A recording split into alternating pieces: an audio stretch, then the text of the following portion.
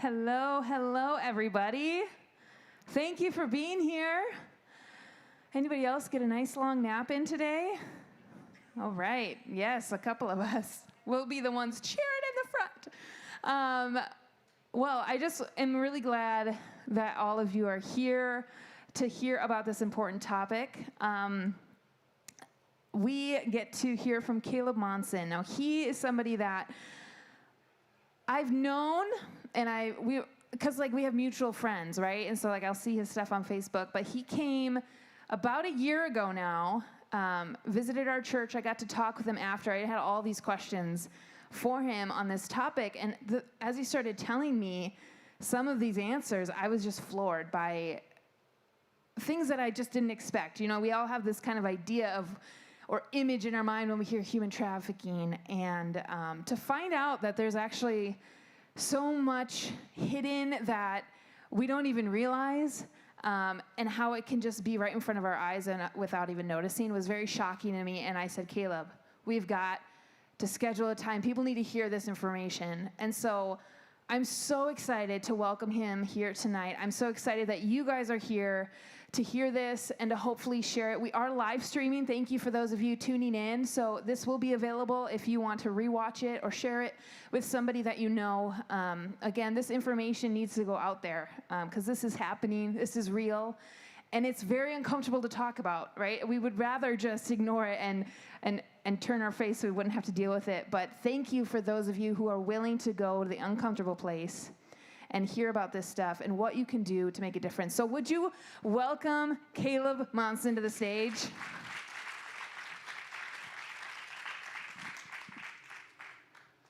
Thank you, Pastor Reba, and thanks for everyone that came here. Hopefully you all knew why you were coming. Some of you stumbled in on accident, but it's just the way it goes. But it is so great to be with all of you. Hopefully you can hear me in the back. I think you guys are all good. Preaching to the balcony out there. I'm just kidding. But I'm going to share with you guys a little bit today and educate a little bit about the nuts and bolts of human trafficking, because sometimes we can have these misconceptions and these beliefs about what it actually looks like. But who all was here this morning is what I was trying to say. All right, most everyone, good deal. But we're going to talk a little bit about what it actually looks like, because many of our ideas aren't quite what we think it is. So before we get into the really heavy topics, because I don't know if you know this, but human trafficking is a heavy topic that we're going to cover this evening. But if you want to go to the next slide, I want to introduce the next slide after that. That's me. That's my family, my beautiful wife, Brittany, who's with us today. I got married about 9 months ago, and that is our puppy, Willow. If you can see her, that is our pride and joy. So I want to show you a happy picture. So enjoy this moment, and then we're going to go deep, okay? But that's just a little bit of my family, and we're glad to be with you. And also, before we get into this, if you have any questions, write them down, because you will forget them by the end. And we're going to do about hopefully a half hour, if I don't talk too long, a half hour of question and answers. So any questions that come to mind, write them down, hold on to them, and we'll try to get to them after I'm done here. So everyone ready? Everyone buckled up? All right, hopefully. I love seeing some notebooks, because we're going to be going through a lot of different stuff tonight. But if you want to go to the next slide, I'm going to briefly get into this idea of what human trafficking actually is. And as we think of human trafficking, we might have, again, all these misconceptions. But I want you to think today about the word vulnerability. Simply the word vulnerability, because trafficking simply exists on the heels of vulnerability. If I can find any vulnerability in your life that I can exploit, a human trafficker can traffic you off of that. And we're going to talk about that in just a little bit. But this is obviously a clear picture of two women that went through the phases of drug addictions, as you can see, from the left all the way until the right, different mugshots that they had. And one of the very common ways that traffickers leverage vulnerabilities is through drug addictions. If they can either find you when you're already addicted to drugs, or they will get you to the point where you are, they now control you. Because not only do you want something, but you physically need something, whatever drug you might be addicted to. And so they're able to say, hey, if you ever leave, you won't get this. I will not provide this drug for you. I will not give you whatever that is. But it even goes beyond vulnerabilities like that. And for you guys this evening, I want you to think of one thing for this next part, in the idea of choices that we all make in an average day. The choices that you guys have already made today, and many of you have made a lot of different choices on autopilot because you just make the same choices every day, such as what time you might have woken up this morning. Okay, some of you set alarms. Some of you are older maybe and retired, and you wake up at 4 o'clock every morning. My dad is getting to that age, and I pray to God every day, don't make me that person. I do not want to wake up at 4 in the morning when I'm retired. And some of you, maybe you have kids, younger kids, and they decide what time you wake up, right? They come crawling in your bed at like 7 in the morning. You're like, why are you awake already? But the idea, even like, and I'm going to go super simple here, but you had choices this morning or even tonight of what kind of coffee you would drink today. Okay, some of you roll out of bed at 4 in the morning and you grab the red can of grounds that's been in your cabinet for who knows how long called Folgers, and you brew that and you think it's good coffee. I'm telling you, there's more to life than Folgers coffee. And some of y'all are offended. Somebody's leaving probably already. But then there's some of us that, find other types of coffee that actually tastes good and isn't just black and hot. And then there's some of us, like this morning, I sent my wife after I got here to go to Caribou and get me all sugar, no coffee, right? So again, I'm boiling this down to really simple terms, but the idea of choices that we each get to make every single days of our life. What you might have for lunch, what you might wear today, what you might want to do after this, whatever your plans are for the week, we all get to make these choices without even thinking about it. But tonight I want you to think about the reality of making 0 choices in your life. The reality is somebody else controlling you to the point where you don't get to decide anything, where your trafficker actually decides every aspect of your life.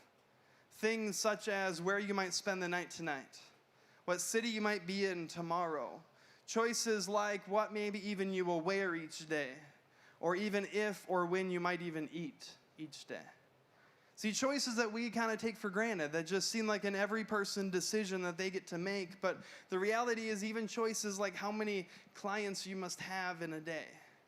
And I'm using that term loosely to be aware of different ages in the room, but clients that you must have in bigger cities is often 10 to 15 every single night of their life that they must have before they go to wherever they're spending the night that night, before they can be done working for the night, as they're sold repeatedly. And the other reality is every day is the same for them. They don't get days off. They don't get Christmas off. They don't get Tuesdays off. Every day of their life is simply exploited from them. And back to vulnerabilities, many people envision trafficking, again, as something else, but some of the vulnerabilities that are leveraged in many of our students in these communities is maybe the need for love. Again, I was a youth pastor for 3 years. I don't know if I shared that this morning, but a youth pastor for 3 years to a lot of vulnerable teenagers. And when you are a teenager with the need of love, you're going to look anywhere and everywhere to get that met. Some of you maybe have that story of your life when you were growing up in high school and you just didn't receive that from your parents, whatever it might be. But traffickers, that's one of their favorite. Because they can swoop in, usually around a 21, 25-year-old trafficker, will swoop into a 15-year-old's life and add them on Instagram or TikTok or whatever social media apps they're on and begin talking to them. And pretty soon you begin to see this picture where this 15-year-old girl is dating this older guy. Anyone ever seen this picture? And you start to look like this isn't like a normal relationship. You're 15, he's 25. And oftentimes that's one of the forms of trafficking. But the other sad reality is this. The majority of trafficking that happens throughout the U.S. is actually familial trafficking. And what does that mean? Actually, somebody that they know is doing the trafficking to them. I talked briefly this morning that it's not abductions that fuels human trafficking. Abductions and kidnapping are a whole other issue that sometimes comes into play with trafficking, but the majority is a lot of times maybe a mom or a dad, or mom's boyfriend, or an uncle, or maybe a friend, an older friend in the community that begins to sell kids and teenagers. And why is that? Because the parents have taken their need and their vulnerability and began to sell someone else instead. One of the stories that I often share is a teenager that we met in Joplin, Missouri before COVID 10 years ago. Anyone with me there? Feels like 10 years ago since before COVID. But met him at a school as we do school assemblies across the country. And his story, really briefly, is that he was 17 when we met him. At age 10, his mom began to sell him at truck stops all around Joplin, Missouri. In the small community, obviously Joplin's a little bigger, but not a huge metro city per se, in that area all around. And the reality is his mom had a drug habit she could no longer afford, and no one would buy her. So at age of 10, he remembers when his mom came back to the vehicle and got him and began to sell him to truckers. And every weekend of his life for 7.5 years before we met him, he was once again at those same truck stops because he thought he was taking care of his mom. See, a vulnerability that was leveraged, in this case, by a mom. Another thing we're seeing with COVID is, as people are very behind on their rent, as you can imagine, there's been a lot of this different stuff going on with moratoriums, all fancy terms, all different stuff. But landlords, I should say scummy landlords, are leveraging that vulnerability in a parent and saying, I will evict you unless I get your daughter for the night. And then that takes care of this month's rent. Again, a vulnerability of not being able to afford rent. A vulnerability maybe of having a drug habit. A vulnerability of simply needing food. See, any simple vulnerability can be leveraged against you, against your kids, against your grandkids, against people in the community, to simply be used against them to be exploited. They don't get to make choices. They don't get to make those decisions for themselves. If you want to go to the next slide, the other thing is it doesn't affect any certain ethnicity. It doesn't affect really even any certain age. This is 4 individuals that we were able to recover. This is back from 2012, 2014, so old pictures.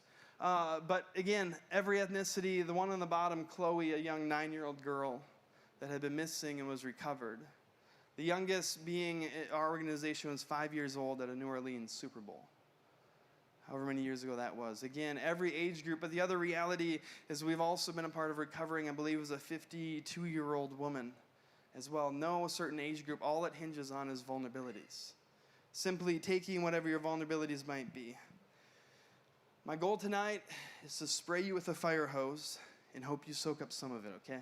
So if by the end you're like, that was so much stuff, it's kind of what's going to happen, but I'm trying to give you as much info as we can. I was told we have 4 hours, right? I'm just kidding. Everyone's like, oh no, I got to get home for some TV show. No, if you want to go to the next slide, I'm going to define a little bit of what human trafficking and also divide it down a little bit. But these are like the legal definitions, so if you tune this out, it's okay, but I'll come back for you.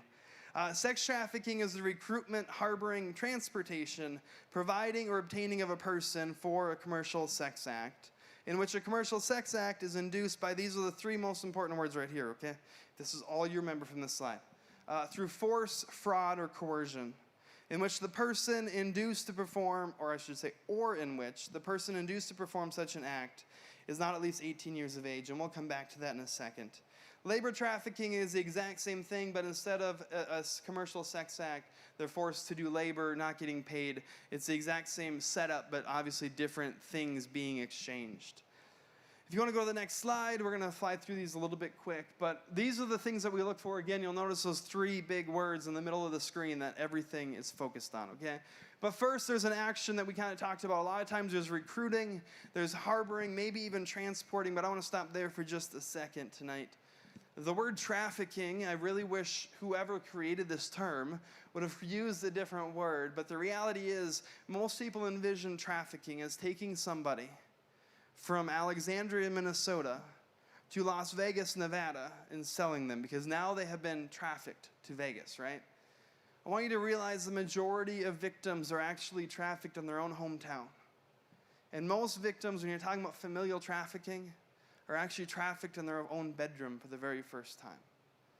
I want you to realize that no one has to be moved. The word traffic and trafficking, I can understand when people get that confused, right? You have to drive somebody somewhere, but the reality is it has nothing to do, you don't have to transport anyone. And then the means is through force, fraud, or coercion. Again, I'll get to that on the next slide, for a purpose. So exact same thing that I just showed in the last slide, broken down visually. For you visual people, you're welcome, okay? But that's what it looks like. Now, if you want to go to the next slide, this is many different definitions of what could be included, and this is not all inclusive, there's way more than this, of what could be included in those 3 words of force, fraud, or coercion. I want you to remember from the definition, we only have to prove one of those things existed. if the victim is over 18 years old. Only one of those, either force, fraud, or coercion. And we have a survivor on our team that speaks in our schools. And one of the first times she was actually going with one of our team members to speak at a place in Montana, she struggled with the reality that she didn't identify as a trafficking victim. And we'll get to that in a little bit. But the reality is, she just didn't see herself as what she saw portrayed in media as trafficking victims. Anyone ever seen, and you'll never see this from our organization, anyone ever seen the billboards with a 7-year-old blonde girl with a tear coming down her eyes with ropes around her wrists? Anyone ever seen those? Right? Okay, no one. All right, there's a couple. Or maybe for you, the idea of chains and handcuffs, and that's what trafficking looks like. Or maybe kids, like cages that exist with kids, that kind of a thing. But the reality is, for a trafficking victim, that is not their story. Majority of trafficking victims in the U.S. were never actually tied up. They were never put in a cage because, again, all of their exploitation was a lot of times mentally. Again, you have a need that you need met, and they exploit that. And as we look at this, again, back to the survivor on our team, one of our team members pulled this document out and said, I want you to circle any one of these things that happened to you while you were being trafficked. And she began to go through the list, and, kidnapping's on there, but again, not the most common form. Torture, there was some elements of that. Obviously, battering was something that happened to her. Threats with weapon happen all the time. There was guns involved. If you ever leave, this is what we'll do. Sexual abuse, obviously that happens to every victim of trafficking. Confinement, not being able to go see her family, happened often. Forced use of drugs happened often. Maybe even, not in her case, but forced abortions. Again, all this list are just different things that could fall under this idea. Denial of medical care. Another category is fraud. So this is a big one for international victims. And I want to just remind you tonight, majority of trafficking victims are U.S. citizens in the U.S., okay? Sometimes we get on this idea that it's all, and I'm trying not to get political here because that's not what I'm here for, but it's not a southern border issue. Now, is that an issue, yes or no? That's for your political conversation. But I want to tell you, trafficking happens with American citizens the most, okay? It's our own community members. It's the own people that you see at Walmart, all this different stuff. But when it comes to international stuff, promises of valid immigration documents is huge. So as we do work in massage parlors all across the country, as I lead the intel teams that we go into Vegas with and that kind of stuff, many of the girls there were promised, we will get you American citizenship if you come work at a hotel, and then they show up, and the reality is they never actually have a job at a hotel, and they're forced to work there. Victims told to use false travel papers is a lot. They're falsifying different things. Contract might be signed for legitimate work. Again, promises a job that differs from actuality. Promises of money or salary, this is huge. We'll pay you, and then they never ever see the money, as they're making their trafficker thousands of dollars every single night, and every single dollar goes back to their trafficker. Wooing into romantic relationships. Another one is misrepresentation of work conditions. Again, hopefully you're following along here, but this is a big one with misrepresentation of work conditions for labor trafficking. A lot of victims end up being forced to work migrant farms, or maybe there was a case a couple years ago out in the northeast part of the U.S. of an egg farm that was getting people to come work through a legit visa program, but then they weren't paying them a dime. And actually their eyes began to change color, whatever it was, because they didn't see the light of day like ever. They were working around the clock in these egg barns and all this different stuff. Coercion is something like debt bondage, which is huge for trafficking victims, because a lot of times the trafficker did something for you in the beginning of this relationship, okay? So whether it was bringing you to America, if that's their case, or providing maybe drugs for you, whatever it is, now you owe that trafficker all that money, but the issue is now you have an interest rate of 50% on that debt. If any of you know interest rates, you can never pay off a debt with 50% interest, right? It accrues faster than you can pay it off. And many of these victims, although they're working, their money is taken and it doesn't actually go towards their debt.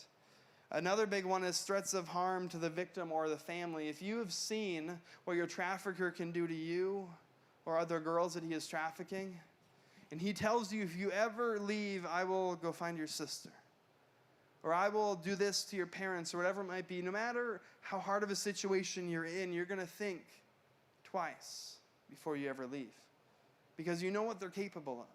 You know what they're able to do. Another big one is control of children. We had a case, actually the first trip I volunteered into Vegas with this organization.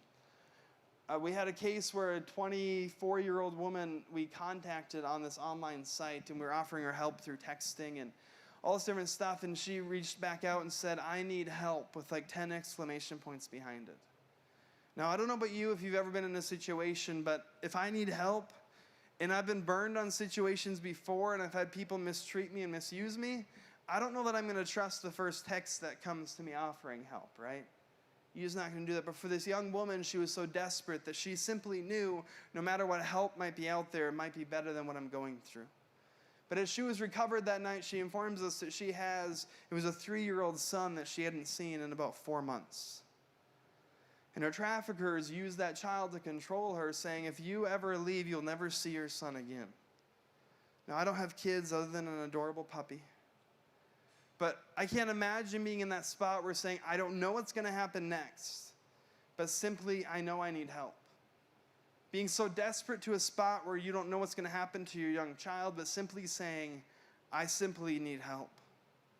And as that young 3-year-old boy was recovered that night as well, as we were able to bring them both into freedom, again, one of the greatest controls they can have is if you have a kid that they can control in a big way.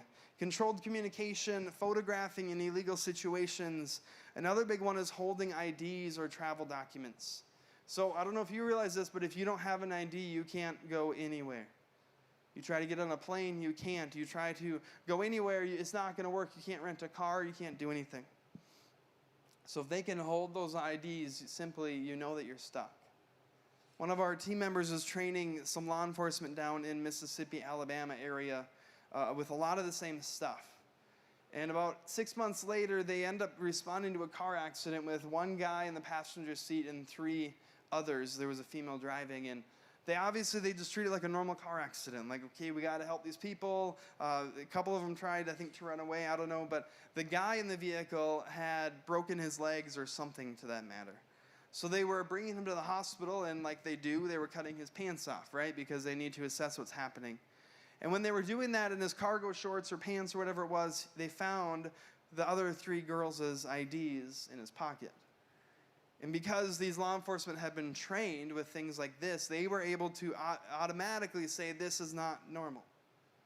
And I want to challenge you to the idea of this is not normal is your gut telling you something. And the greatest fight against trafficking is to trust your gut. To simply say, whatever's happening here maybe isn't normal, and we'll get to more of that in a bit. But as they were able to say, okay, something's going on here, they were able to realize that these 3 other girls in his vehicle were being trafficked by him. Again, control. Verbal or psychological abuse. Again, control of money and punishments for misbehavior. So back to the story of our survivor that's on our team that shares with us. She circled at least 10 of those things. It says, that happened to me, and this happened to me, and all this different stuff. And our team member looked at her and said, you realize you only had to circle 1. Simply one of those things is a good enough case to say that you were trafficked. But if you can imagine all the things that a trafficking victim endures, there's a lot of stuff there. So this is like the legal side of what needs to be proven in a trafficking case. If we can prove any one of these things. But again, we'll get to this in a little bit, but it's super hard to get trafficking victims to testify against their traffickers. And you might think that's crazy. Terrible things have happened to these women and boys, I might add. It's not just a girl issue. Why on earth wouldn't they testify? But you'll see in just a little bit. But as we look at this, the other thing I want you to realize is, if you remember the definition from a couple slides ago, if they are under 18, we don't have to prove any of this happened to them. The reality is this: if you are under 18, there's no such thing as a child prostitute, okay?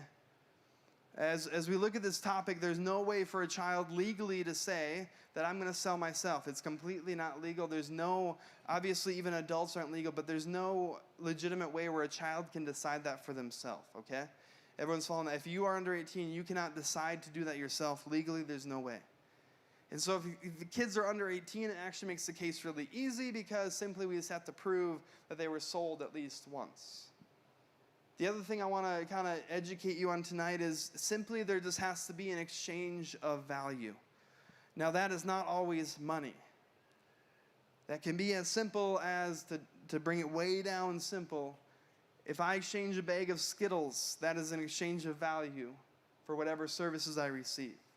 We've had parents, again, you just want to slap these parents upside the head and do a little bit worse to them, but we've had parents trade their daughter for the night for a set of 4 new tires for their fancy vehicle that they love. Again, an exchange of value.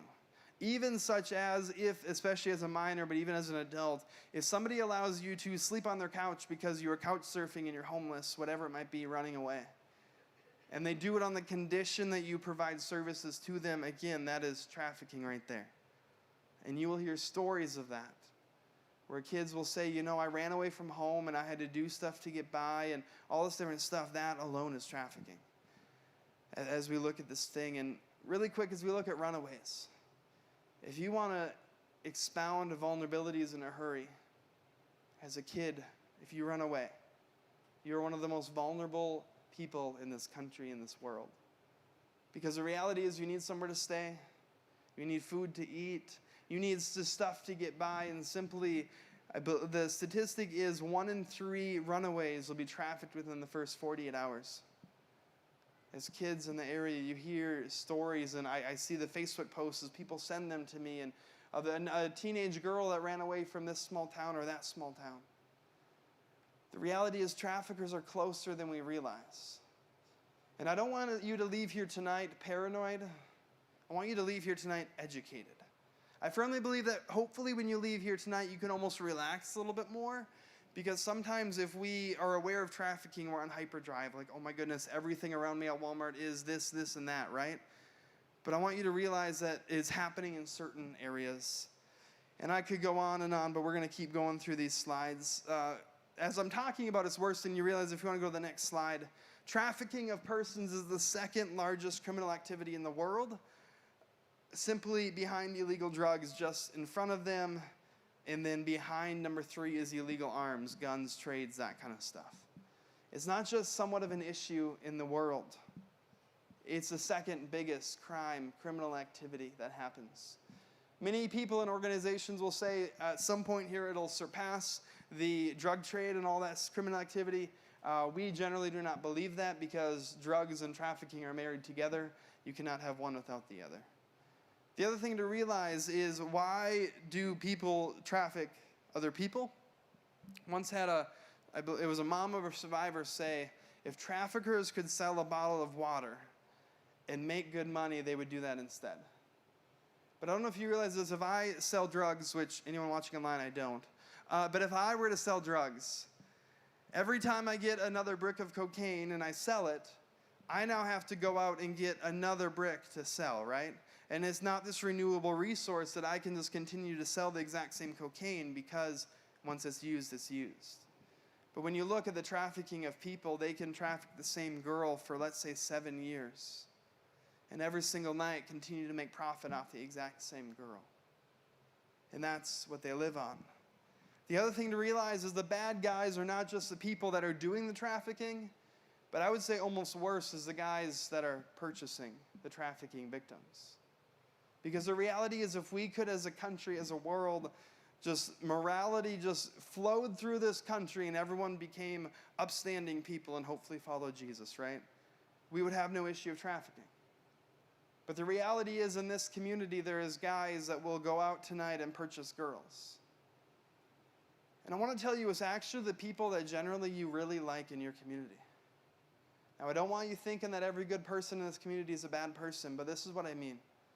The most common stereotypical John that we experience, and as we do stings and arrest 10, 15 guys in a weekend, is a 45-year-old white male with a wife, 2 kids and a dog, and a white picket fence. And I know that's like the typical man in America, right? But as we look at this, the purchasers of trafficking victims, it's not the scummy criminals that you think of. Why? Because generally the guys, the Johns that are purchasing this, They have to have a little bit of power, a decent amount of money, and just have the wherewithal of how all this works. And so many times as we come into small towns and do these things, we tell them, we will arrest the people you like, including maybe your doctor, maybe your mayor. Again, no, I'm not saying your mayor's a bad person, nothing like that. Maybe even a pastor in your community. Maybe people that are involved in Lions Club, whatever it might be. Because the reality is, the guys that are purchasing these young girls and boys, I would say, are worse than the traffickers themselves. Because if we could eliminate every single one of them, and I don't know if you realize this, I'll get to this again at the end. I know there's a lot of stuff I keep pushing. But the content that's being viewed online, pornography, is fueling the entire trafficking world. The entire pornography industry is what is fueling the trafficking enterprise in this country. I don't know if you realize it, but that content is like a drug. And eventually the stuff that you used to view is no longer enough, so you accelerate your needs and start viewing different stuff. And you continue to go down this rabbit hole of the need that you have, a sinful desire, till eventually the content you're viewing is not enough. So that is when, primarily guys, say, you know what, the content I'm viewing online is not enough, I need something real. And then they perpetuate and continue going. Who is at risk? I want to tell you, anyone that can be found with a vulnerability. Anyone that can show any type of vulnerability where traffickers can say, I can meet that vulnerability. You need somewhere to stay, I can give you somewhere to stay.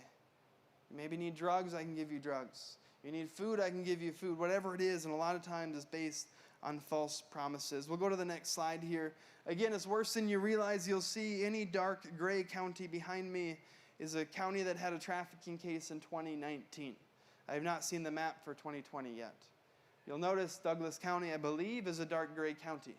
I Googled, and I think you're the square one. Maybe there's many square ones on there. But Douglas County, and this morning I briefly mentioned that before church I simply Googled Douglas County human trafficking.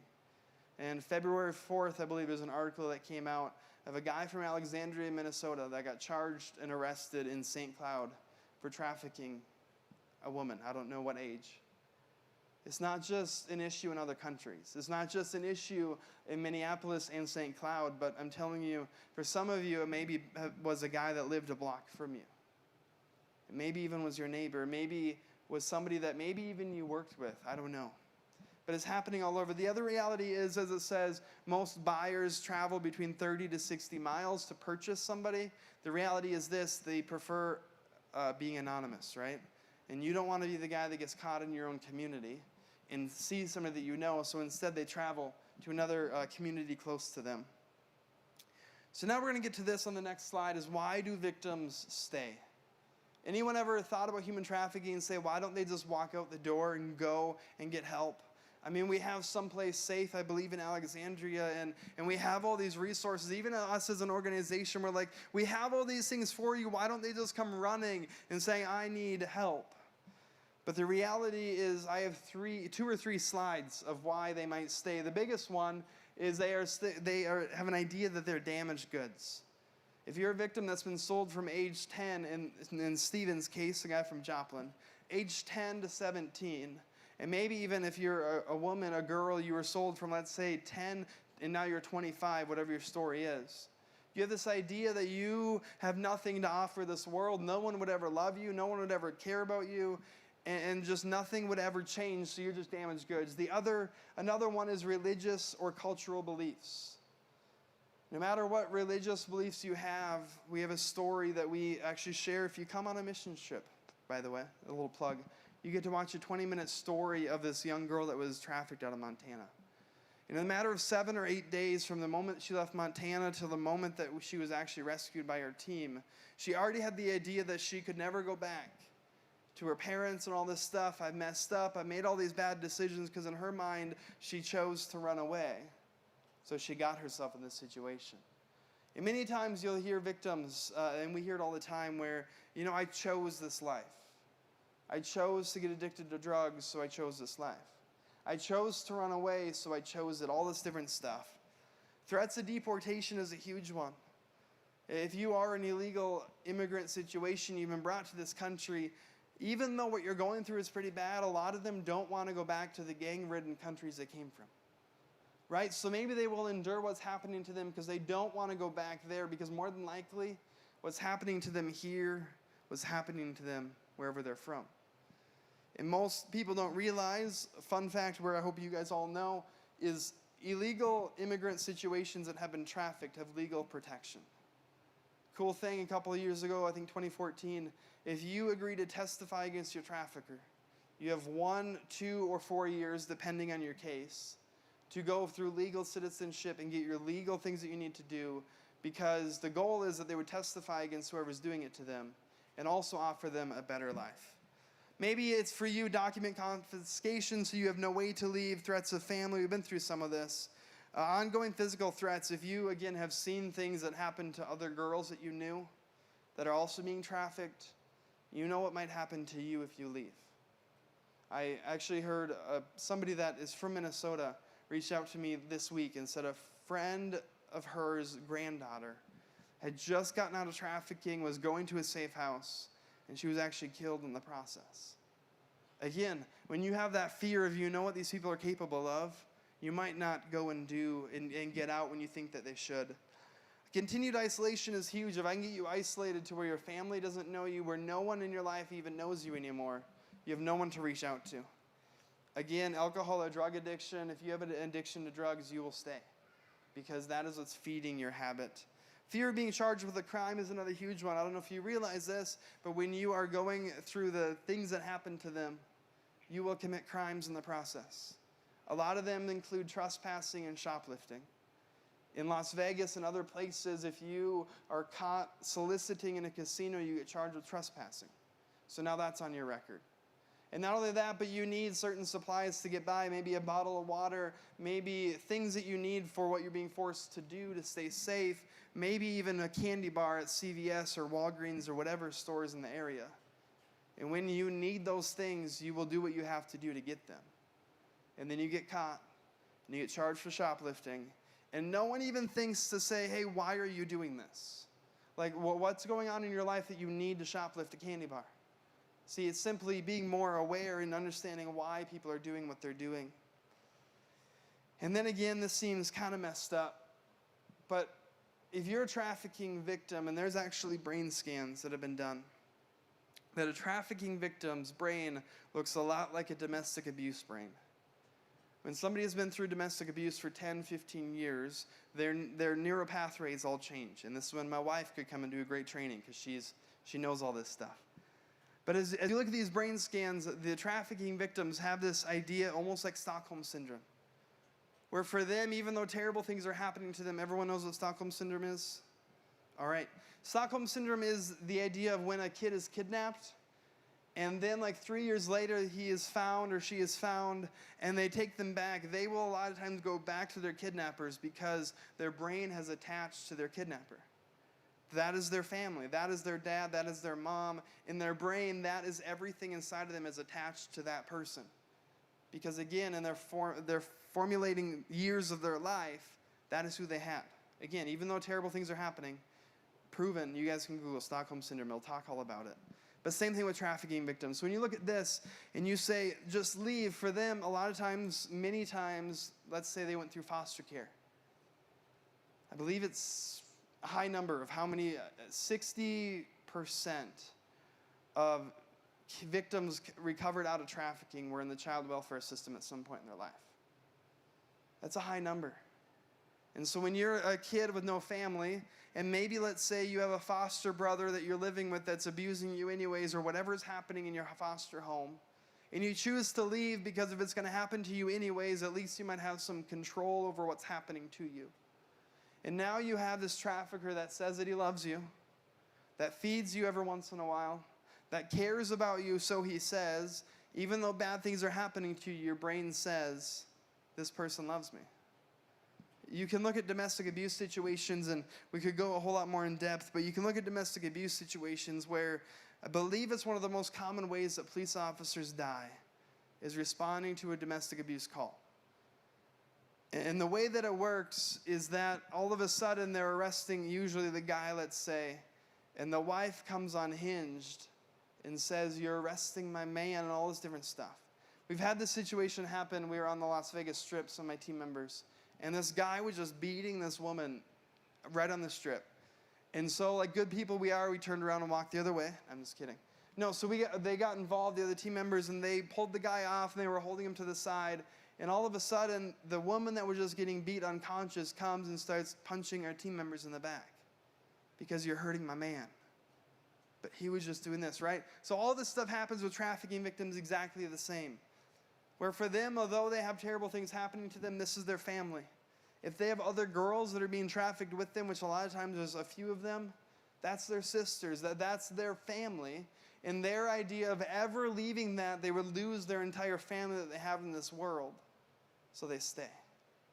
For those of us with healthy brains that have healthy scenarios in our life, we do not understand this, but I'm telling you, it's a huge brain neurological thing that happens. We'll go to the next slide and we'll fire through some of these, but pregnancy or threat over child custody, there's a reality that sometimes a child is born out of one of these trafficked victims, and the dad may just be the trafficker, right? That happens. And so then there's the worry of, then I'll have to fight custody. Or maybe you're pregnant with the trafficker, whatever the situation might be. So there's that one. If you ever leave, where are you going to stay?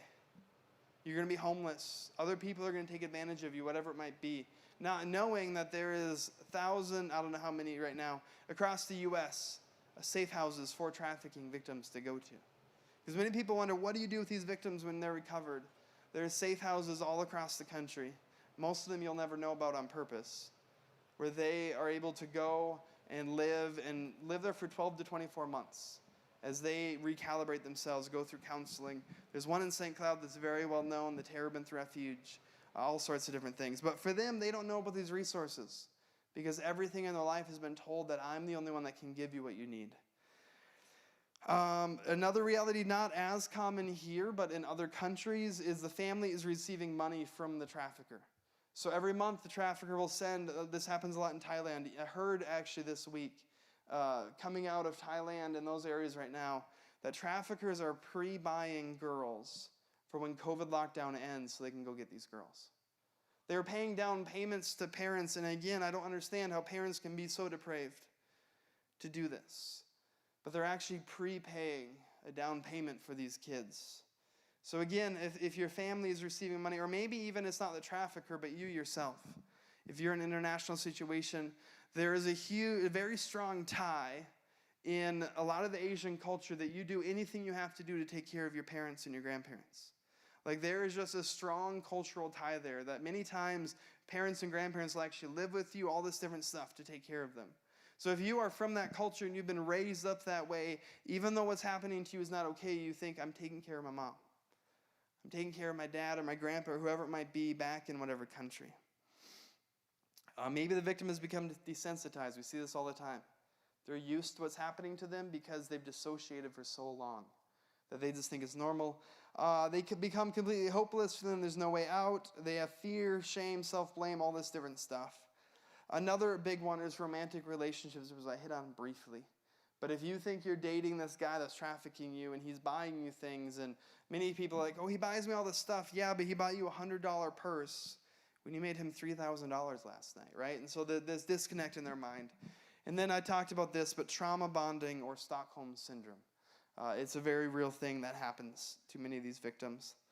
I'm going to talk about something else a little bit briefly here, but it's the difference between smuggling and trafficking, because nothing grinds my gears. Well, there's a lot that does. That when I see news reports, and they're getting way better at it, that's saying human trafficking. Anyone, you might have heard of this one, or there was another one that I heard of probably 6 or more years ago. And this is what human smuggling is. When a truck driver, let's say, makes a deal with a bunch of people down in Mexico and says, if you pay me $1,000 a piece, I will drive all of you up into the U.S., and you're now free, right? You guys have heard of this kind of stuff. But so many news companies will say it was human trafficking like this one, which actually wasn't. It was simply human smuggling. So if you go to the next slide, we'll briefly cover that, of what's the difference. Smuggling is a crime against the public interest as in it's a crime against this country, right? When you're smuggling people in, it's a crime against our safety, everything that's happening, where trafficking is actually a crime against the victim themselves. Okay, so they are being victimized themselves versus them being part of it. Smuggling is when the person is complicit, they're involved, they're entirely for it. They are paying money to come on the semi to get wherever they want to go. Where trafficking, initial consent of victim is not necessarily determinative. Generally, smuggling is a one-time interaction. I get you across the border, you're now free, and you never see me again, right? That's kind of the goal of it. Where trafficking, this person is held and coerced over a period of time. Trafficking is, again, on transportation, where trafficking, so smuggling is transportation. Trafficking is a denial of liberty, okay? You guys kind of understand the difference there? Or did I just confuse every one of you?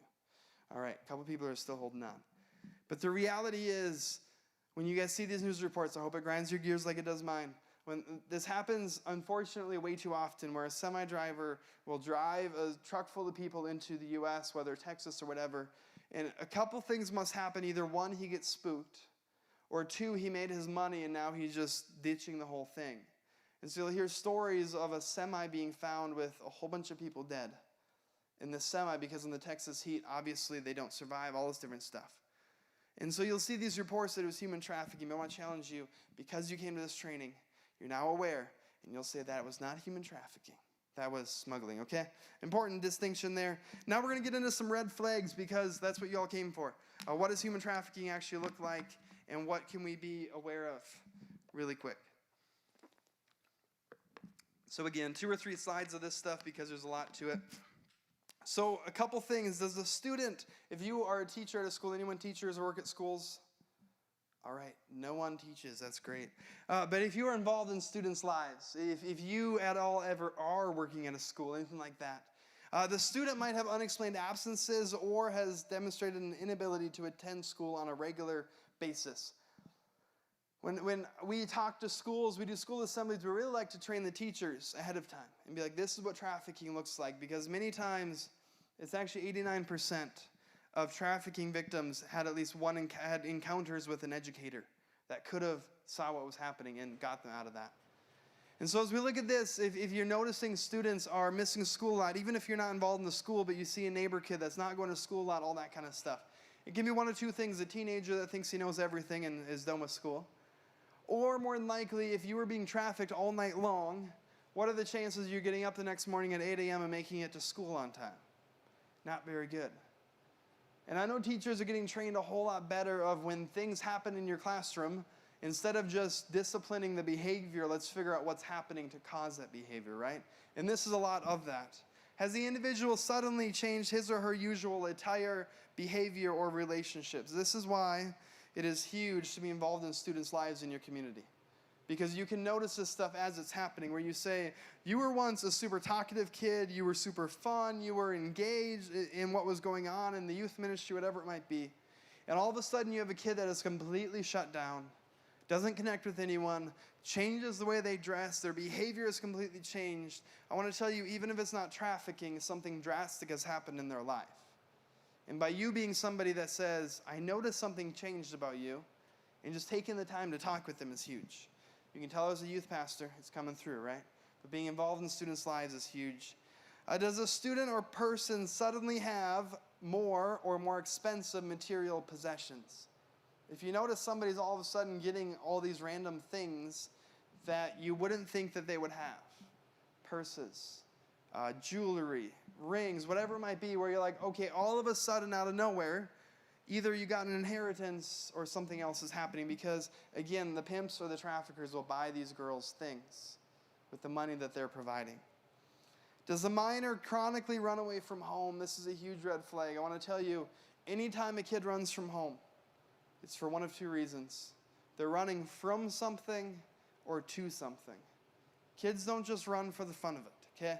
If they are in a safe home, all this different stuff. Now, crazy things happen. Sometimes it happens. But the majority of the time, they're running away from something. So what's happening at home? What's going on at the house? Or maybe for them, they're running to something, a relationship, or something like that. This is a huge one. Even if you meet a stranger, does the individual act fearful, anxious, depressed, submissive, tense, nervous, or paranoid? All these things can be signs of trafficking. And what I always tell people, in trafficking, we're trying to build a puzzle around every single case. And you might take one of these and say, boom, there's a red flag. I'm telling you, one puzzle piece is not a very good puzzle. But if you can look at these red flags and say, there's a couple of these things that are adding up, and we're getting most of a puzzle here, maybe there's a reality of trafficking that's happening. So this one's huge. If they were being trafficked, they're going to be fearful. They're always going to be looking over their shoulder. A lot of times, I believe it's on, yes, the next slide. The individual will defer to another person. So you're talking to this individual, and they're with their boyfriend or whoever is, maybe even a parent or something like that. If they defer every question to whoever they're with, another red flag, because it comes down to control. It comes down to not being able to speak for themselves. It comes down to not saying the wrong thing, or else bad things are going to happen. Does the individual show signs of physical and or sexual abuse, any bruises, that kind of stuff? Anyone work medical, EMS? All right. I don't know where y'all work. Maybe y'all don't work. It's cool. But this is another big thing. If you're seeing people, even like neighbors, that kind of stuff, where there's bruises and different things like that. We always tell people, we have a guy that works with our team that's a missionary to the foster care, as he helps parents, that kind of stuff. And he says bruises belong on legs, not on arms, right? If kids are falling, they're going to have bruises on their legs, right? If you have a good childhood, your knees should be scuffed up. Anyone remember those days? Some of you, you're paying for it now. You're like, man, my knees sure hurt. But these kids, if you're noticing bruises, anything like that, does the individual appear to be deprived of food, water, sleep, medical care, or other life necessities? If students, again, I know none of you are teachers, but if students are sleeping in school, it's one of two things: a video game way too late at night, or terrible things are happening to them at night, right? And so we have to understand what's really going on at home, what's happening in their life. But again, another big control factor is food. We have a very strong human need to eat food. So if I can control that in your life and say, you don't get food unless you meet your quota for tonight, it's a very strong thing. So medical care, stuff like that. Another, again, I talked about this red flag, but do they not have their own IDs? If you're asking for a driver's license and somebody else hands it to you, that's kind of a red flag, that kind of stuff. Another thing of red flags, another huge one is, do they have a boyfriend or girlfriend who's noticeably older? This is always wrong, okay? If you have a 15-year-old dating somebody older than 18, there's some sketchy things happening, and it's illegal. So there's that. But if they have somebody that's older, a lot of times at schools we'll have a 25-year-old guy hanging around the school and befriending these girls and then being their best friend. And a lot of times girls think it's the coolest thing ever. Like, there's this older guy that takes interest in me and I must be so cool or something like that. But really there's bad intentions going on. Is the individual engaging in promiscuous behavior or referencing situations or terminology that are beyond their age? If you have a third grader that knows way too much about that type of stuff, something's going on. Whether it's just bad parenting and these kids are being exposed to that kind of stuff, or actual bad things are happening. So if they're talking about stuff and you're overhearing conversations and you're like, you're a fourth grader, you should not know about that stuff, right? We all know, just different things that young kids should know about. Now, by the time kids are hitting 7th grade, it's a whole other story these days. Kids are getting involved in this stuff way younger than they ever have before, which is unfortunate and a sign of society of where we're heading. But and then the other thing is, do they appear restricted? So if they don't feel like they can contact their family, friends, legal guardians, and they don't have that access, that is another red flag. So again, puzzle pieces. And the biggest thing that I can tell you, if it feels wrong, it probably is. If you say, man, like we'll have this in Las Vegas. Again, I'm going to reference Las Vegas a lot because I go there a ton with our team. But we'll see situations where a girl is walking with a guy and you can tell there's no chemistry there. There's no relationship there. There's just nothing happening. Well, clearly that's an escort that this guy has never met before. Or maybe for you, you're at a restaurant and this girl just doesn't seem like this is her dad. And she's in this situation and things just don't seem right. Don't be afraid to kind of listen in a little bit more, see what's happening. Be aware of what's happening around you. If you go to the next slide, I referenced this earlier, but 89% of survivors came in contact with an educator at some point while they were being trafficked. So if you have educators, teachers, tell them to watch this training. Unless you hated it, don't do that. But tell them they are huge frontline teachers, pastors, people involved in students' lives. Again, barriers, some of this is repetitive, but fear of arrest or deportation, fear of retribution. They can't control their movement. Another big one is a language barrier. If you do not speak English, you don't have any way of communicating with a lot of the resources that you need. Fear of being returned to family as a minor is odd to many of us, but again, they're afraid that they're going to be in trouble. The story I told about Montana that we rescued a couple of years ago, 7 days after she was trafficked. She was already afraid that she was going to be grounded and in trouble and all this different stuff. And her parents were just happy to see her and to hug her and all this different stuff, but already in their brain. And then fear of also being put in social services. They don't maybe want to go back. They had a terrible experience, whatever might have happened to them. We're going to go to the next slide. I'm going to skip some of this because it's already been covered, but another big one is that they display a lack of emotion. They're just not with what's happening. They don't have the emotion. They're just kind of stonewalled. Existing health problems they downplay. Again, they never self-identify as a victim. They will refuse services. They have conflicting stories. Anyone ever met somebody that they start telling you a story and it just doesn't quite add up? And you're like, I don't know if you're telling me the same story right now, but the last time you told me it, it's completely different. And another big one is they will resist cooperation with law enforcement, social workers, etc. I want you to realize this as we look at victims of human trafficking. Many of us would think when they come in contact with a law enforcement officer, they would run up to that police officer and say, please help me. But I want to tell you their experience with law enforcement, although law enforcement is doing what they need to do and they're following the rules, all this stuff, their experience with law enforcement is that time that they were arrested at CVS for stealing a candy bar. And then the next time they encountered a police officer was the time that they got arrested for solicitation and prostitution. And then the next time that they encountered a police officer, maybe even, was the time that they were purchased by a police officer. See, all these different things that might happen in their life. And the other reality, if they are from another country, the police are not your friend in other countries. They're all paid off, especially in Central America, that direction. So you don't trust a police officer when you see them. Social workers as well, they just don't trust anyone because the only experiences they've had have not been good ones in their eyes.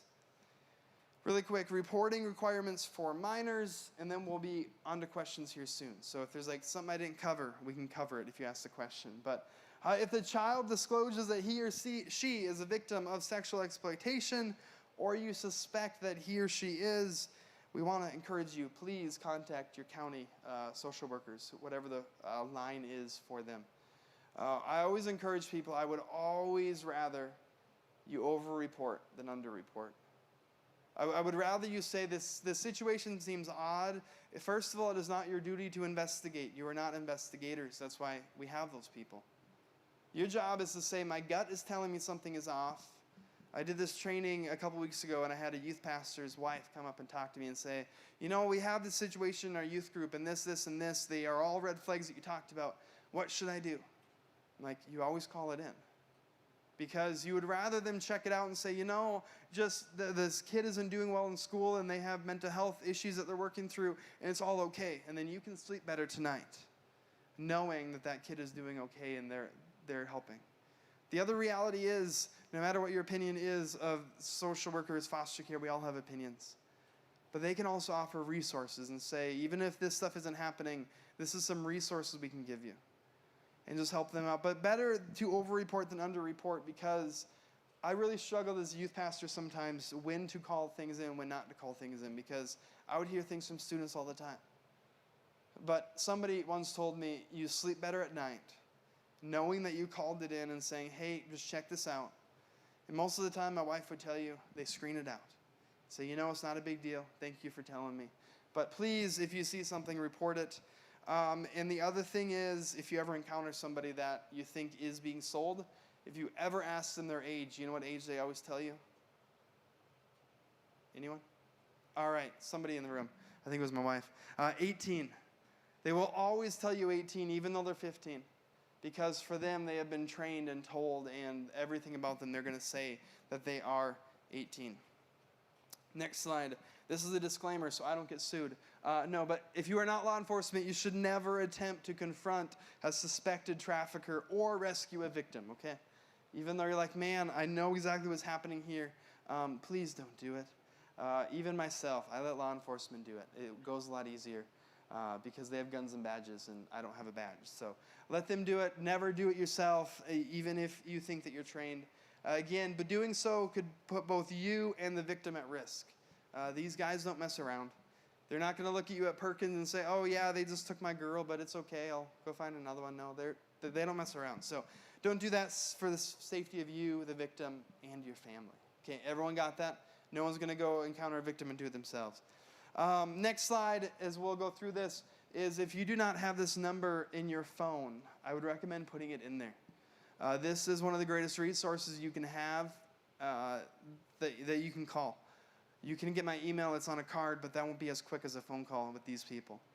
It's the National Human Trafficking Hotline. It's managed by the Polaris Project, and that number is a phone number that both victims and anyone else can call.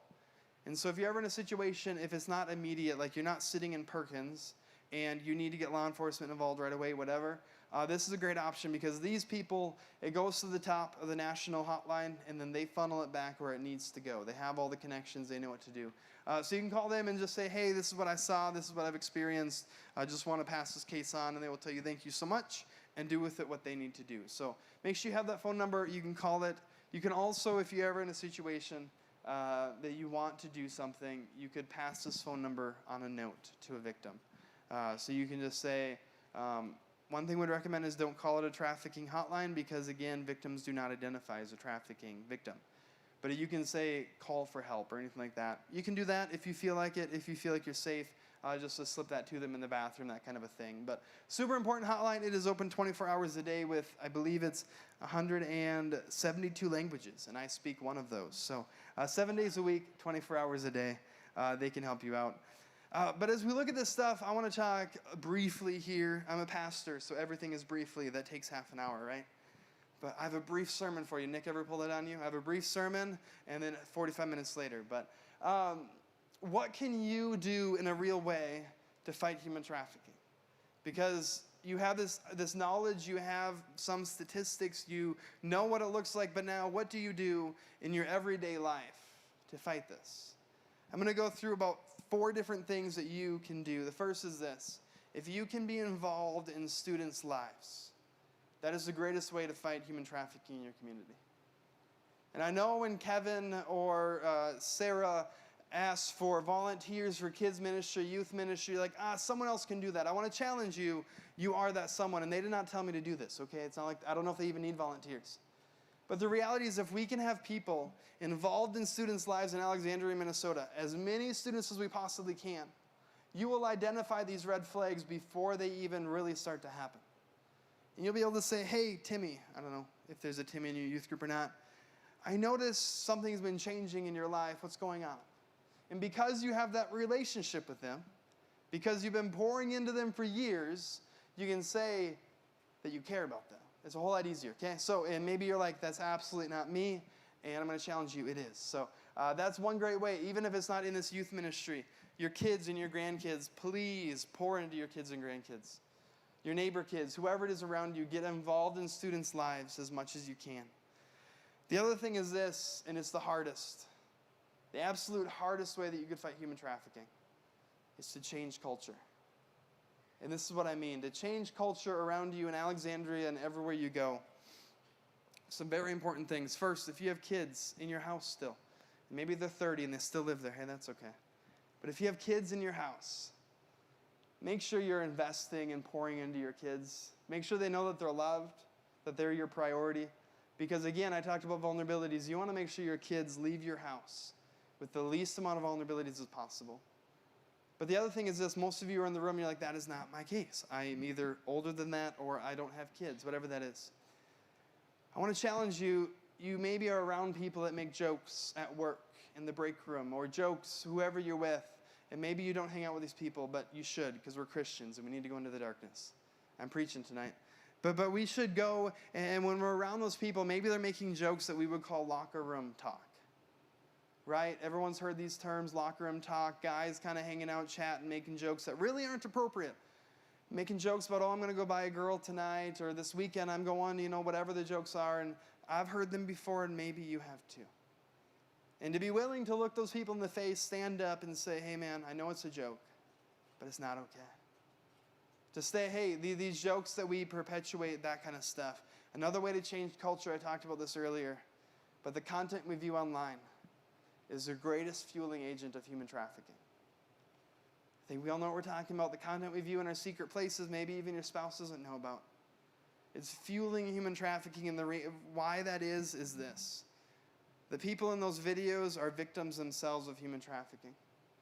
The industry that I'm speaking of tonight is not the industry of the 90s and before. The world that we live in 2021 is the people in those videos are primarily victims themselves.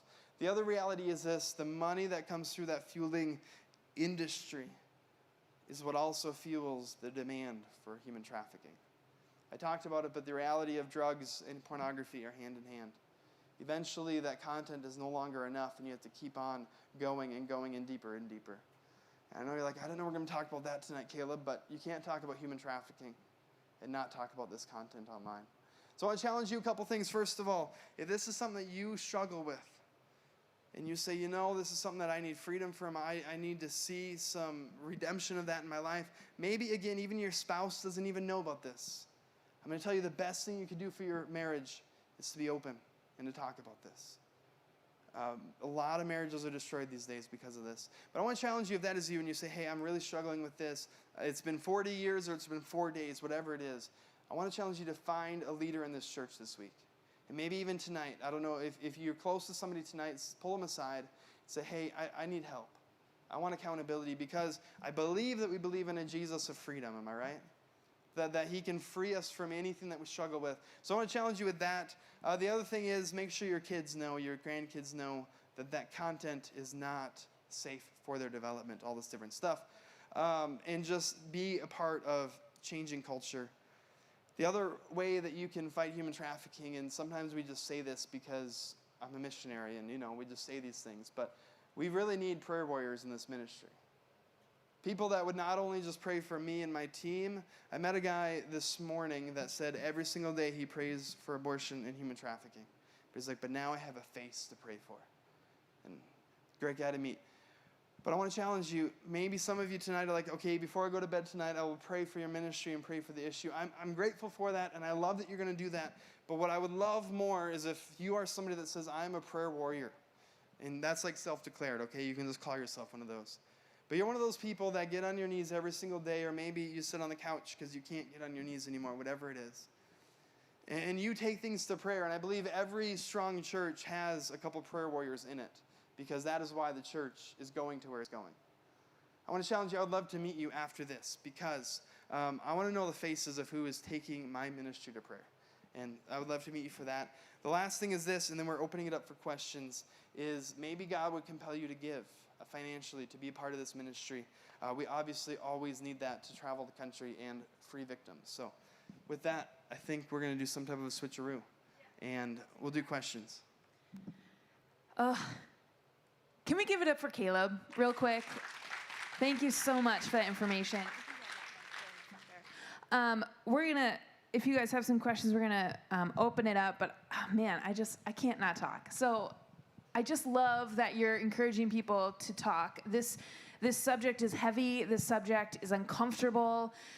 If you're just feeling that ickiness in your stomach, I just want to applaud you for going there. There's some just really difficult issues that we're facing as humans, as sinful people, as a sinful culture, and just the fact that you're willing to go there, because the reality is Satan loves to keep things in the dark, because when they're in the dark, they can grow.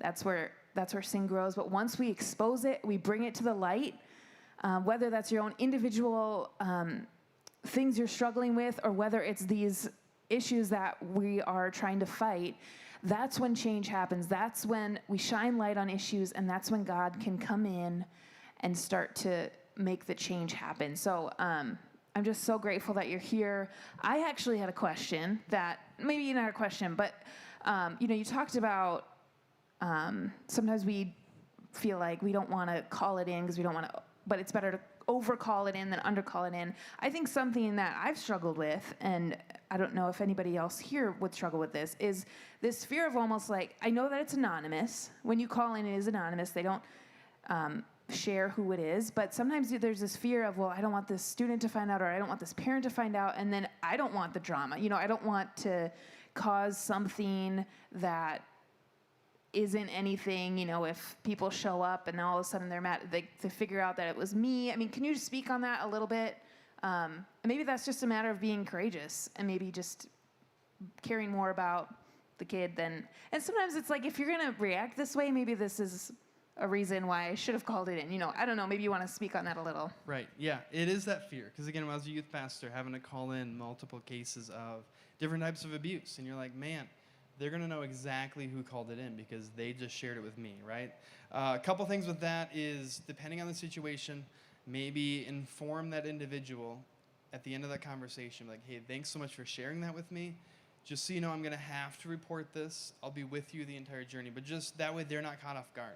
And they say, okay, I know what you have to do, especially, I don't know who's all mandated reporters. Are all adults or only certain positions, Yeah. Yeah. So if you are a youth leader, a kids leader, even a volunteer, if you're a pastor, anything like that, teacher, anything like that, I believe even hair salon people, I feel like, because you hear all the stories, I'm not sure about that one, but you are mandated to report, and if you don't, it actually comes back on you legally. So if there's a situation where they know you knew about it, it can come back on you. But just knowing that I would rather disrupt a family situation, whatever it might be, if a happenstance that a kid is being harmed. Because a lot of times it's the families that you never expect. It's the families that we're closest with, the people that you're like, man, I would have never thought. Anyone ever seen a news article and you know somebody involved in it, and you're like, I never would have thought it was them. Those are the families that it hides in the best. And so it takes courage. And you got to say, this is going to be tough. There is sometimes, if you know the story entirely, that you might inform a parent, but you have to be very careful with that. Because if you don't know the element of the story, it could be a parent themselves that are involved in that. Yeah, I think that's good. And in touching on the mandated reporting, everybody, whether you are a mandated reporter or not, you should report. Absolutely. The only difference is that you are legally responsible to report as a mandated reporter. So, correct. Anybody have any questions? I'm going to pass the mic around. Brent, you want to come up here? Okay. You go up there. Right? I'm not a public speaker. I'm a one-to-one kind of lady. But, yeah. I would just say, if you have that fear that there might be some retaliation for the kid, or you think the kid's really going to feel like that relationship is damaged, what I would say and encourage you is that once the kid is in a healthier spot, they're going to be able to come back and say, you help protect me, or you help me get my needs met, or whatever was happening.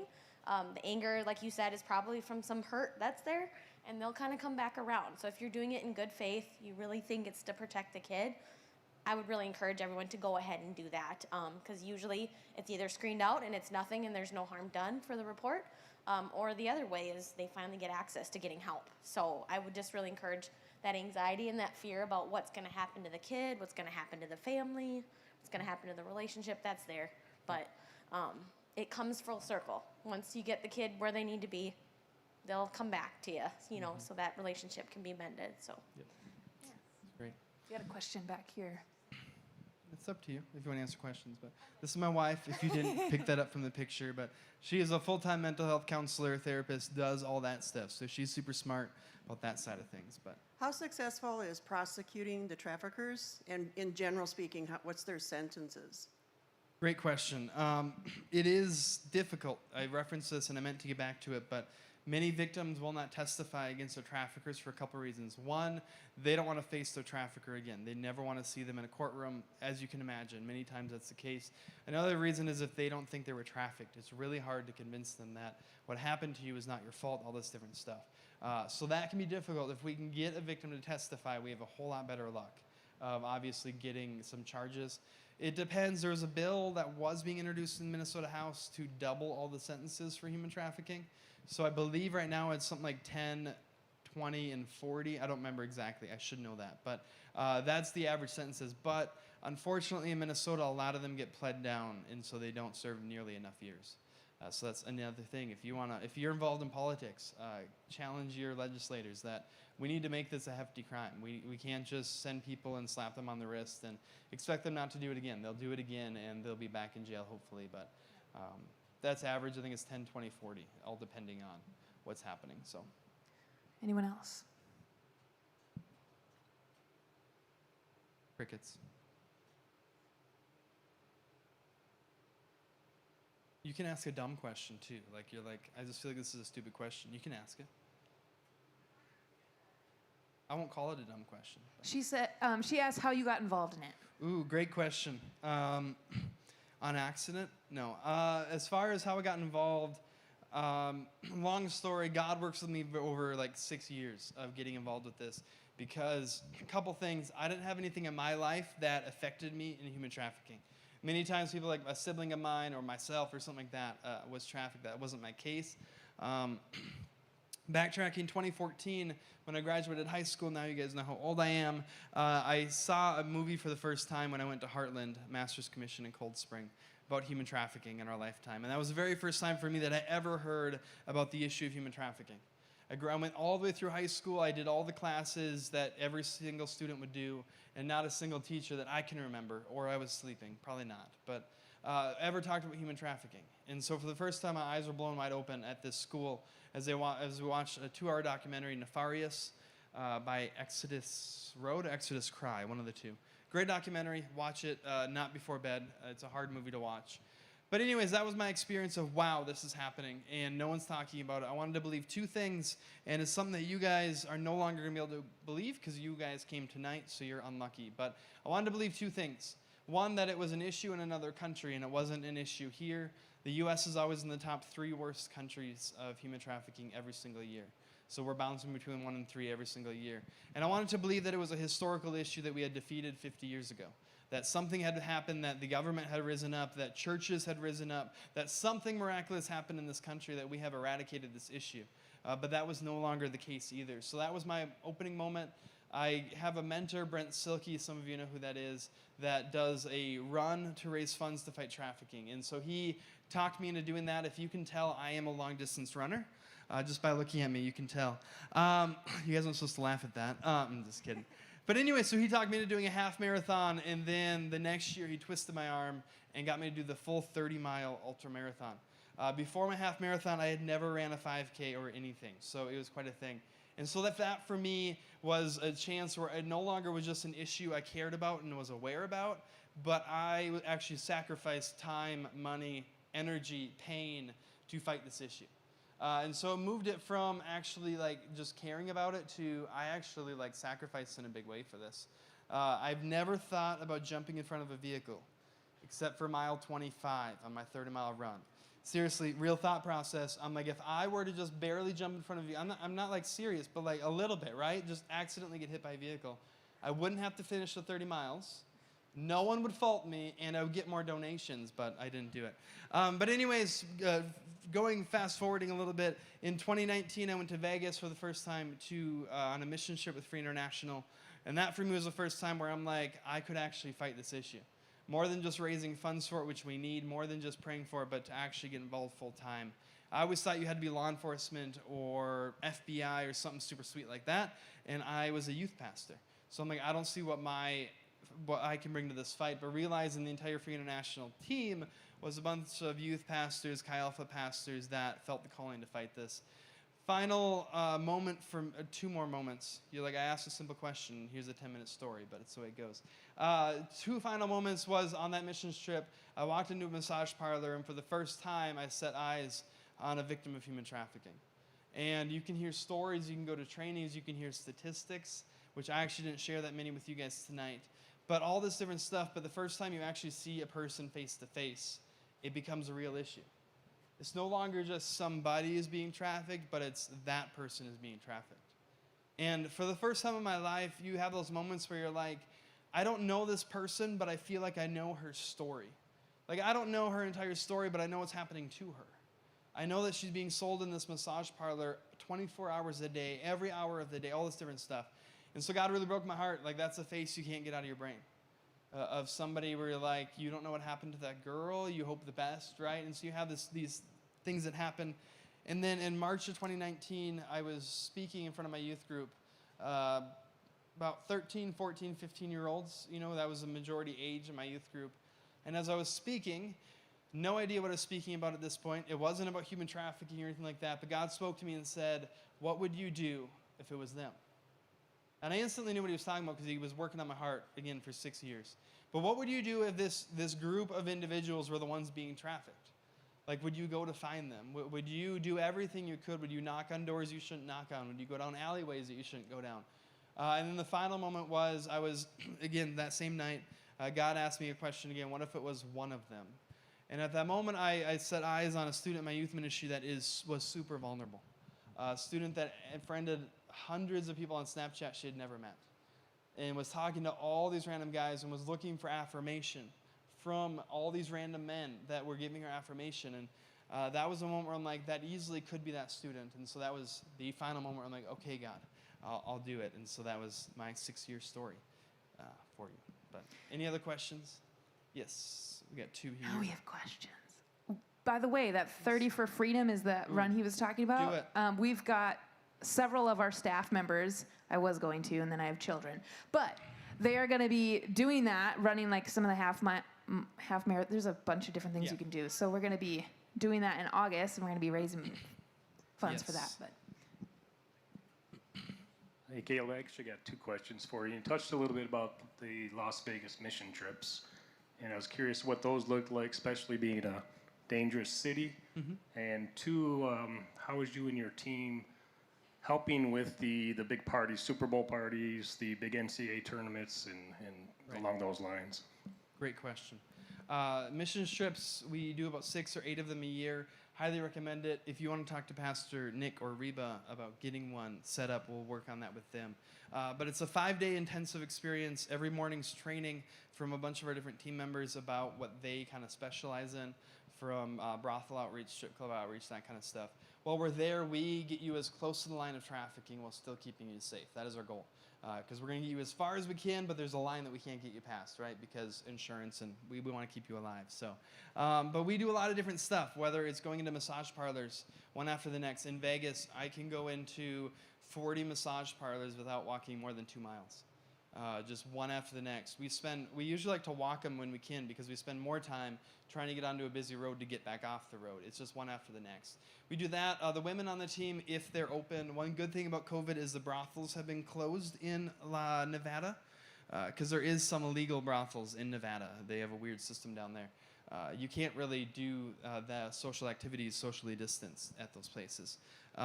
We make bad jokes when you work in this. But anyways, so the women will go there, see what it looks like in a legal setting. I don't know if you all know this, but there's a big push right now, an undercurrent, to make it all completely legal in the U.S., in individual states and then eventually nationwide.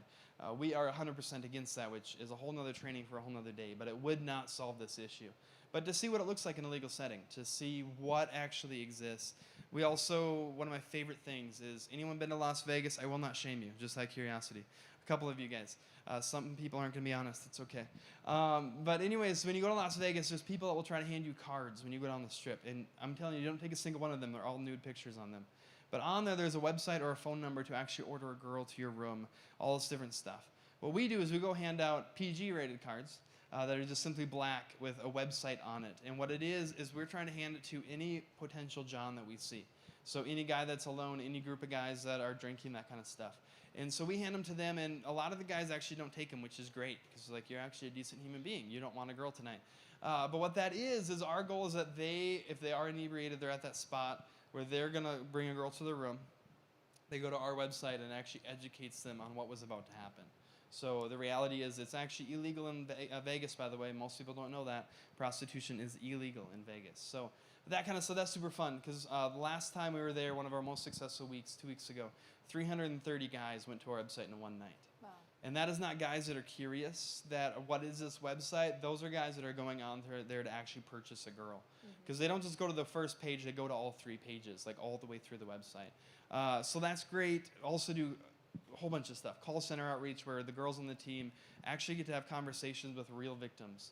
As they are listed online on these websites, they get the phone numbers, they text the girls, and that kind of stuff. So we need both girls and guys, though. Sometimes you're like, oh, there's nothing for guys to do. There's a ton for guys to do. Not only just for safety, different stuff like that, but also there's tons of stuff for you to do. So, and then the second question was? Big events. Big events, great question. So we, for the most part, as far as Super Bowl, we actually do a week, I've spoken way too much today, a week of outreach into Las Vegas every year for the Super Bowl. And the reason is this: there is about 100 and more organizations that go to Super Bowl City every year. And unfortunately, virtually none of them work together, okay? When you get more involved in this nonprofit world, especially when they're not all Christian-based, everyone has their own turf, and that's where they stay. So what happens is it all becomes just this flexing match of who can do the most and all this different stuff. That's a whole other sermon for another day too. But as we go to those cities, we're like, we want to partner with organizations and do something really well. And the other thing is we need to have an entire aftercare system figured out for every one of those victims. You can, as an organization, say we recovered 100 victims at Super Bowl City last year, but I'm going to ask you, where are they now? Like, you left Super Bowl City as soon as the news media did. Now what's happening to these girls or these boys, right? And the other reality is more people actually go to Las Vegas Super Bowl week than they do to the Super Bowl City. The reason is I cannot afford Super Bowl tickets, and neither can most of you. But you can afford a cheap flight and go have a fun time in Vegas, bet on sports, all that kind of stuff. So Super Bowl City, we don't go to just because of that reason. We actually do a missing kids search every year in Vegas for Super Bowl week. And we do those about 6 or 8 times a year when COVID didn't happen, and find anywhere from 20 to 25 kids in a week that we're looking for. So that's what we do. We do go to some bigger cities for some of the big events, but it just depends on what's happening. So. I know, Cindy, you've got a question. I just wanted to touch quickly. You've mentioned massage parlors a few times, and before I talked to you, I didn't really realize this, that a lot of massage parlors, not all obviously, but a lot of times those are used as fronts. Yep.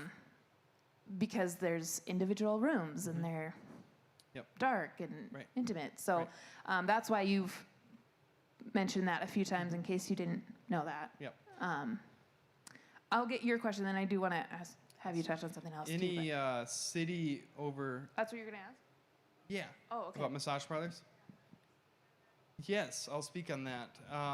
Massage parlors, they exist. I can almost guarantee you any city over 10,000 has at least one massage parlor that trafficking is happening in. Alexandria is 13, right?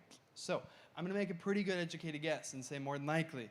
And there's a couple that I have eyes on a little bit of, oh, this doesn't quite look legitimate. These places, they have a massage sign on the door, and that's about it.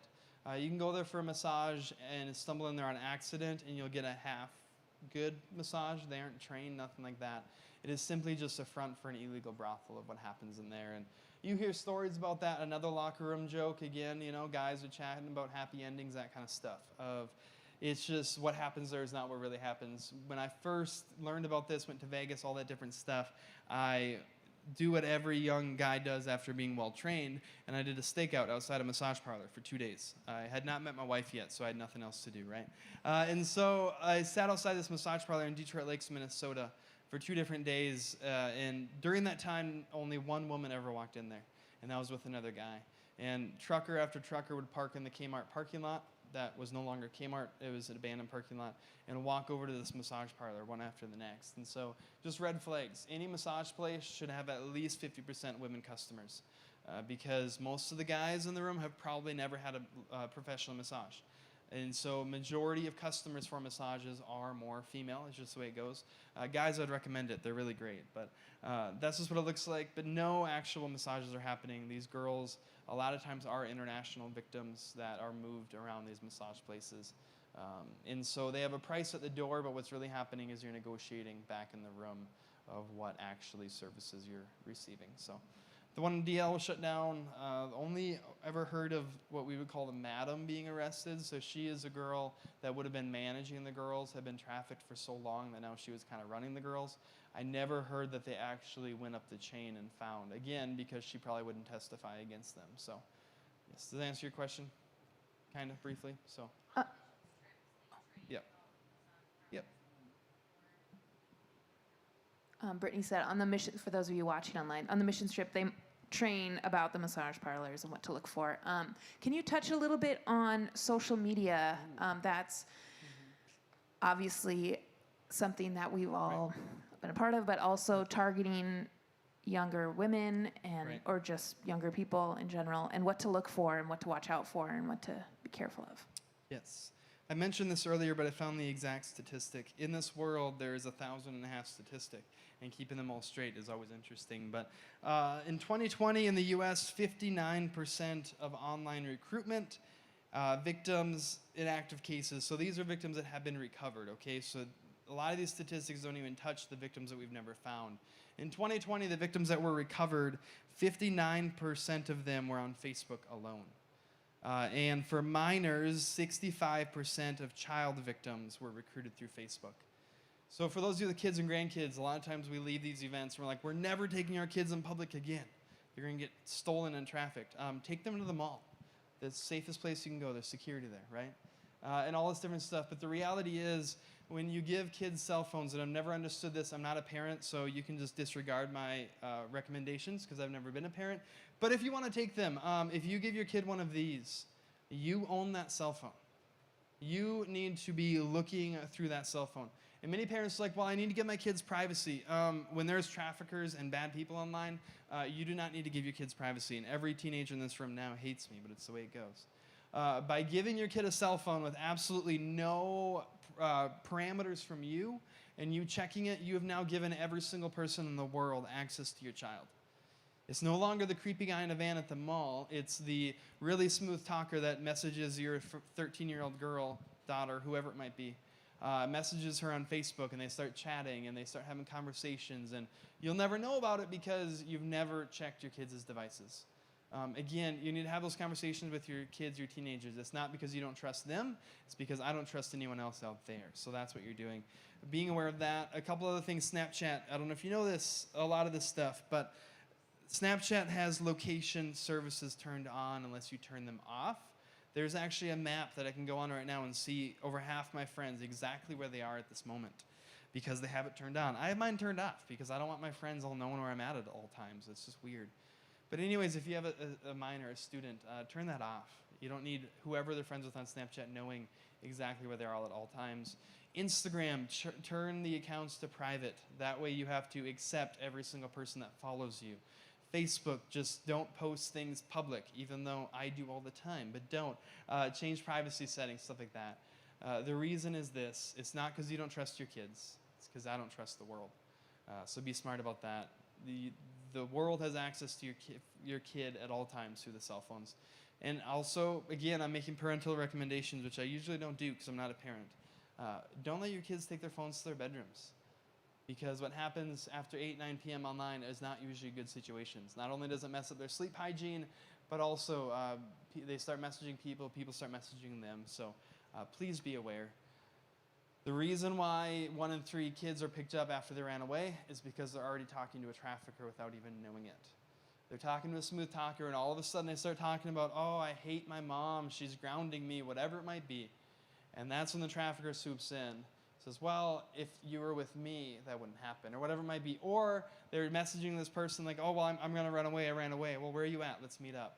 And then all of a sudden, these kids are missing. So, which again, it wouldn't be like an absolute abduction because they are kind of a part of this runaway scheme. So, does that hit on that? Mostly TikTok, I've heard is dangerous. I'm not on there, but there's a lot of crazy stuff on there that can be on there that is not kid safe. So pretty much lock your kids in the basement until they're 18 and call it good. And No, don't do that. Legal disclaimer, don't do that. yes, Connie, you have a question. So, I don't know how many other people this affects, but when I go to Walmart and I see semis, campers, I see other vehicles with single guys sitting in them during the day, my heart just stirs wondering what's going on. Is it something that we can be watching for? Is it something that I mean, I feel like Yeah. I want to be a detective and a police officer all at once, but that's not my job, Right. and I don't have peace. So I'll say Walmart is one of the few big chain stores that allows campers to park in their parking lots for free.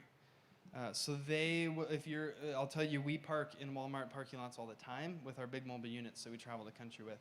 So it's not uncommon to see campers stay in there for a night, that kind of a thing, if they're just looking to park somewhere for some time. Again, I don't worry as much about the creepy guy in a white van as I do about the guy on the cell phone.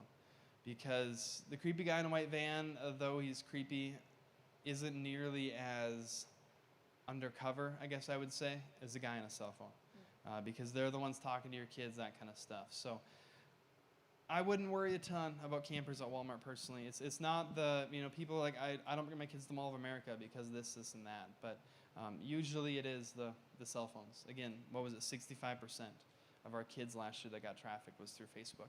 And Facebook's going to be fighting a pretty big legal battle as a result of that, I can almost guarantee. So That's I don't remember what I was going to say, but that's good to know. That's very helpful, actually.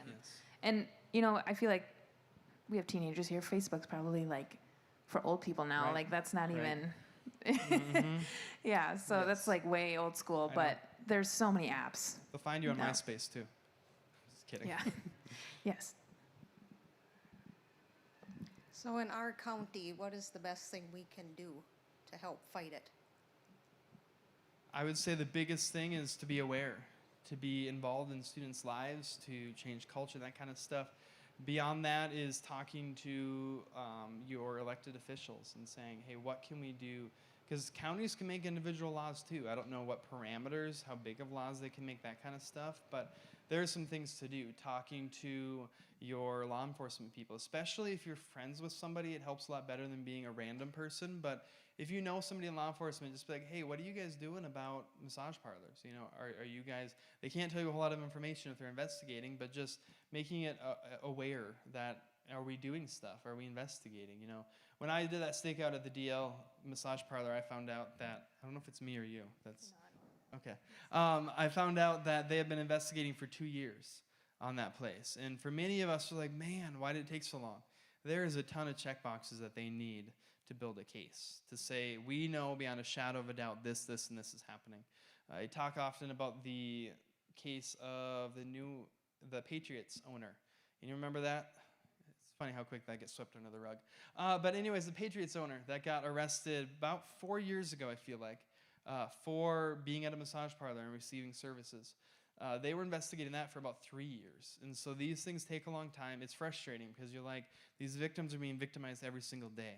Can't we just do something about it? All this stuff takes time. It really does. And it's heartbreaking for us because I go into those same massage parlors about once a month in Vegas, and I see the same victims sometimes. And you're like, I just really want to do something. But for us, we're building that intel. It's kind of a long game with law enforcement and saying, we need to build this intel for you. The other reality is it's really hard because when it's a kid that's a trafficking victim, we can go and pick them up today. Like law enforcement could roll in, pick up that kid. But when it's an adult, we can't because now I'm kidnapping you, right? So if I roll in and I pick you up as an adult and you didn't ask to be picked up. So the biggest thing is being involved in students' lives, talking to maybe your law enforcement, that kind of stuff, if you're friends with people, even if not, and just being a community that's aware.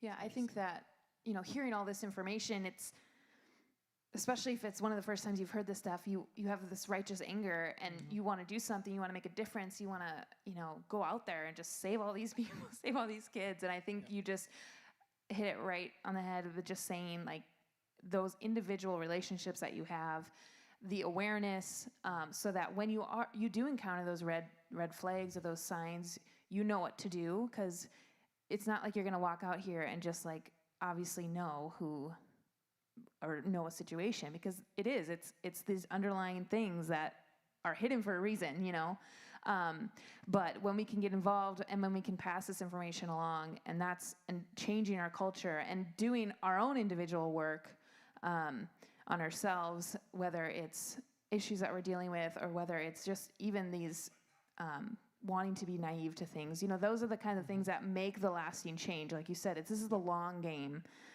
These are big issues that have been growing for years and years and years. This is not something that just happened overnight, and so it's not going to change overnight either. So I think we have a question back there in the green. We'll probably wrap up here soon because it is 7:40. So whenever Reba wants to, but we can ask questions in a little, like at the back, if we don't get to yours. Okay, going back to what you mentioned about reporting, if you see something suspicious, that kind of thing. I would think that a lot of people would be inhibited from doing that. I mean, I'm probably one of them, because what is the potential blowback for that coming back on you, reporting? Because it can be, well, you allege this, that, what, the other thing. So can you speak to that? Because I would think people, that would be something that would, like I said, inhibit them from wanting to step out and do that, because nobody wants to be accused and then you yourself get arrested. So I wouldn't think there's very much legal blowback for that, because it's different if you go on Facebook and slander somebody and say that they're doing this, but by anonymously reporting this to the right channels, their job is to figure out if what you see is right. So I wouldn't worry about legal blowback. They're going to be more appreciative that you did report something, and all that you're reporting is what you're seeing. So if you see something that's real, it's different than when you say, hey, I know for a fact they're doing this, this, and this, but you can say, I saw this, and I just would like to check it out. So I wouldn't worry about legal blowback, even social blowback. I would always save a child over social blowback for me, to say, I know I saved one child this week. Really quick, I'm going to bounce back to your question. A couple more practical things that we can do as a community to fight human trafficking is to get rid of as many vulnerabilities that there are in a community. Single moms are super vulnerable to this reality because of just everything they're dealing with, all that stuff. If you want to help fight human trafficking, you pour into single moms in your community and say, hey, we're at your side. When you need stuff, when you just need a friend, when you talk about isolation, you talk about all this different stuff. Single moms can go through a lot of that different stuff, needing somewhere to stay, all these different things. Yeah. Even like domestic abuse situations. I know there's some great shelters. There's some in Detroit Lakes. There might be some here.